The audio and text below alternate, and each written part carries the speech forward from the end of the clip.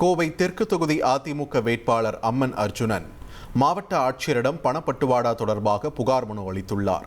பின்னர் செய்தியாளர்களிடம் பேசிய அவர், கோவையில் திமுகவினர் வாக்காளர்களுக்கு தலா 5000 ரூபாய் பணப்பட்டுவாடா செய்து வருவதாகவும், இதனை தடுக்க வந்த அதிமுகவினரை திமுகவினர் தாக்கியுள்ளதாகவும் குற்றம் சாட்டினார்.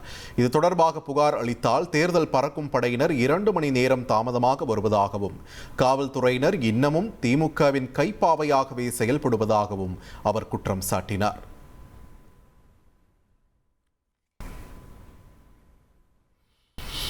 இங்கே 2000 பேர் வந்திருக்காங்க. அது எனக்கு நல்லாவே தெரியும். ஏன்னா எங்களுடைய கரூர் மாவட்ட செயலாளர் எனக்கு இன்ஃபார்ம் பண்ணார். இங்கே 2000 பேர் வந்திருக்காங்க, இவ்வளோ பணம் கொடுப்பாங்கன்னு சொன்னாங்க, அதுபடியே கொடுத்துட்ருக்காங்க. இது நாங்கள் அங்கே இருக்க மக்கள் எங்கள்கிட்ட கூப்பிட்டு இந்த மாதிரி மிரட்டி பணம் வாங்க சொல்கிறாங்க அப்படின்னு சொன்னனால நான் எங்கள் ஆளுக்கு போய் பார்க்க போனதில் கைகளை போயிடுச்சு. அவங்க கடிச்சு இந்த எங்கள் மனுஷன் கடிப்பானாங்க.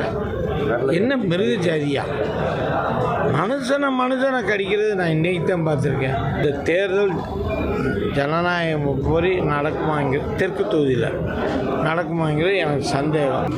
ஓட்டுக்கு 5000 ரூபா உங்கள்கிட்ட பணம் வாங்காதவங்க ஓட்டு போட முடியாதுல்ல. இது என்ன பர்ச்சேஸா, வியாபாரமாக பண்ணுறீங்க? இனி செல்லும் இடமெல்லாம் செய்தி. தந்தை டிவியின் வாட்ஸ்அப் சேனலை ஃபாலோ பண்ணினா செல்ல இருக்கும் இடமெல்லாம் செய்தி. இதோ QR கோட் இப்பவே ஸ்கேன் பண்ணுங்க, ஃபாலோ பண்ணுங்க.